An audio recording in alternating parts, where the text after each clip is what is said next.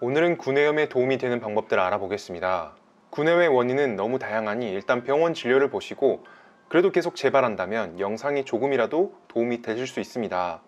간혹 배체특병과 같은 병이 있을 수 있으니 꼭 의사 선생님을 뵙고 진료를 보시는 걸 가급적 추천드립니다. 먼저 세 가지 요약으로 첫 번째 가글을 할 것, 두 번째 비타민을 먹을 것, 세 번째 유산균을 이용할 것입니다. 첫 번째 가글을 이용합니다. 가글은 정말 아무 가글이나 상관없습니다. 가장 가까운 곳에서 이용하기 쉬운 것으로 사용하시면 됩니다. 리스테린이든 가글린이든 의약품으로 나온 헥사메딘이든 케어 가글이든 어떤 것이든 가글을 하는 것 자체가 중요합니다. 가글은 어떤 가글이 중요한 게 아니라 횟수와 시간이 중요하고 방법이 중요합니다. 하루 최대에서 2에서 3회 정도가 좋고 가급적 2번 정도 하시는 것을 추천드립니다. 너무 많이 하면 안 좋습니다. 입안에 나쁜 균을 죽이지만 유익균도 같이 죽습니다. 그래서 가글을 너무 많이 하면 세균은 죽는데 진균이 남아서 칸디다증과 같은 더 극복하기 힘든 질환에 걸릴 수가 있습니다. 그래서 하루 최대 2번 정도를 추천드립니다. 두 번째, 입안부터 해서 목 끝까지 가글을 해주셔야 합니다. 내용을 자세하게 설명드리면 우리 몸은 세균과 항상 경쟁하고 조율하며 일정한 상태로 유지가 되고 있는 상황입니다. 입안에 구내염이 생기는 게 내부적인 요인이 아니라면 외부적인 요인 때문인데 세균과 외부 물질들에 의해서 발생할 가능성이 높습니다. 특히 구내염 그 자체로 염증 질환이기 때문에 세균 때문에 염증이 생길 가능성이 높습니다. 우리 몸은 손부터 발끝까지 피부 상재균, 몸속으로 입부터 식도 위 그리고 대장까지 모두 노말 플로라라는 세균들이 균형을 이루고 있습니다. 이렇게 평화롭게 지내는 모습이 보이시죠? 그래서 구내염의 원인은 모르겠으나 이 세균총을 다시 재구성하기 위해 나쁜 세균이든 좋은 세균이든 가글로 다 부셔버려서 새롭게 재구성할 필요가 있습니다. 가글은 유해 세균을 죽이는데 정말 특화되어 있습니다. 가글은 입안부터 해서 꼭 목 끝까지 이런 식으로 가글해 주셔야 합니다. 편도 결석도 제거하고 목 안쪽 안에 서식하고 있는 세균들도 죽이기 위함입니다. 이렇게 가글을 하루에 2번 정도 하면 대부분의 세균을 죽일 수가 있습니다. 문제는 유익균까지 죽는다는 것이 문제인데 일정량으로 세균들이 죽었다면 유익균도 죽을 것이고 그 비율을 바꾸는 게 쉽지는 않습니다. 그래서 가글을 이용하고 나서 가루형 유산균을 드시는 것을 추천드립니다. 가루형 유산균을 30초에서 1분 정도 입안에 머금고 유산균이 약간이라도 정착하게 하심이 좋습니다. 이런 식으로 박토블리스와 같은 구강용 유산균을 사용하시는 것도 괜찮습니다. 겸사겸사 가루형 유산균이라면 어떤 것이든 상관이 없습니다. 다만 장 쪽에 사용되기 위해서 코팅이 되어 있다는 것과 약간의 당 성분 때문에 드시고 나서 맹물로 가글을 꼭 하셔야 합니다. 가글과 유산균으로 세균총을 원래대로 되돌리는 것이 이 두 가지 과정의 목표입니다. 가글을 이용하여 세균을 일단 거의 다 죽이고 프로바이오틱스를 이용하여 유익한 세균총을 형성합니다. 이렇게 되면 세균에 의한 원인을 쉽게 제거할 수 있습니다. 외부적인 세균에 의한 요인을 말이죠. 가글을 매일 2번 하고 유산균은 하루에 1번 먹는 루틴을 만드셔서 매일매일 해주시면 반드시 효과가 있습니다. 예를 들면 아침에 가글을 하고 유산균을 입안에 머금고 1분 뒤에 맹물로 헹구고 자기 전에는 그냥 가글만 1번 더 해줍니다.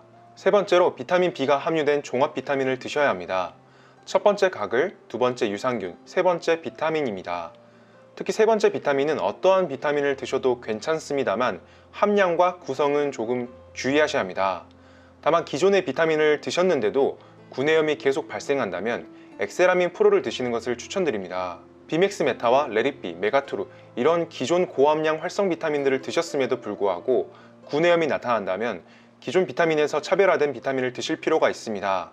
개인적으로 엑세라민 프로가 나온 지 얼마 안 됐지만 정말 약간 애매한 비타민이라고 생각됩니다. 다만 구내염에는 정말 이것보다 구성이 잘 돼 있기 힘듭니다. 지금 영상 주제가 구내염이 지긋지긋하게 오시는 분들을 위한 것이라 기존 비타민으로 효과가 없으셨다면 엑세라민 프로를 드시는 것을 추천드립니다. 엑세라민 프로의 경우 장기적으로 드시는 것은 절대 추천드리지 않습니다. 딱 4개월 정도 드시고 효과가 있으시면 몇 개월 더 드시고 다른 영양제로 넘어가시는 것을 추천드립니다. 구내염에 도움이 되는 구성 요소를 살펴봅시다. 첫 번째, 리보플라빈이 50mg이 들어가 있습니다. 특히 구내염, 설염 걸리시는 분들은 리보플라빈이 결핍되어 있을 확률이 높습니다. 리보플라빈이라는 녀석은 수용성 비타민임에도 불구하고 소장 상부에서만 흡수되기 때문에 흡수 가능성이 굉장히 떨어집니다. 그래서 리보플라빈 하나만 결핍돼도 입안이 잘 헙니다. 50mg로 넉넉하게 들어가 있어 좋습니다. 두 번째, 피리독신도 50mg이 들어가 있고, 세 번째, 비타민 B12가 정말 구내염 회복에 도움이 되는데 다른 비타민제들에 비해서 2배 정도 들어가 있어 국내 최대 함량으로 들어가 있습니다. 네 번째, 아연의 경우 과량으로 드셔야 구내염이 심한 분들한테 효과가 있는데 따로 먹기에는 가격이 부담됩니다. 그런데 여기에 많은 양의 아연이 들어가 있습니다. 그래서 한 알로 이걸 다 해결할 수 있습니다.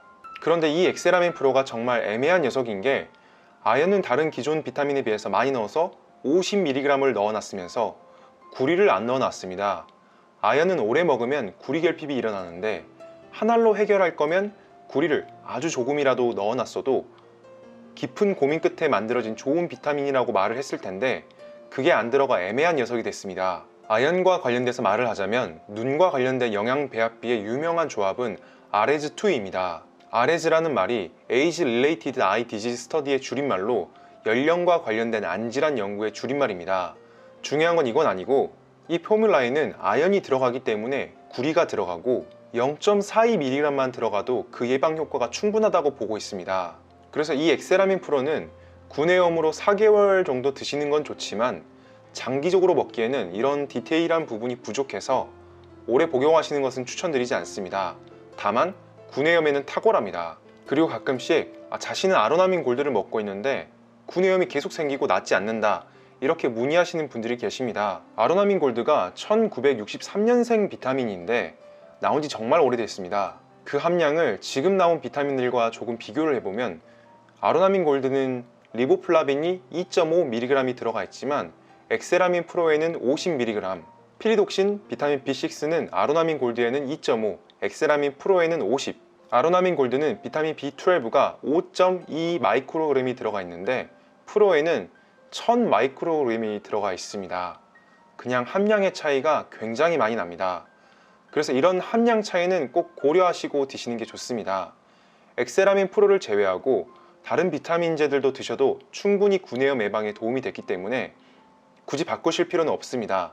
다만 비맥스 메타와 메가투루 이런 비타민들을 드셨음에도 불구하고 구내염이 계속 생긴다면 한번 바꿔보시는 것도 좋습니다.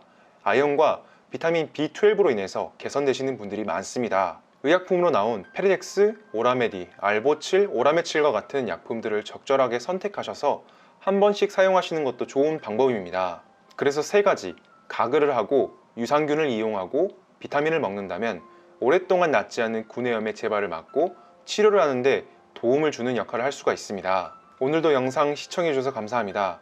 지긋지긋한 구내염에 조금이라도 도움이 되셨으면 합니다. 감사합니다.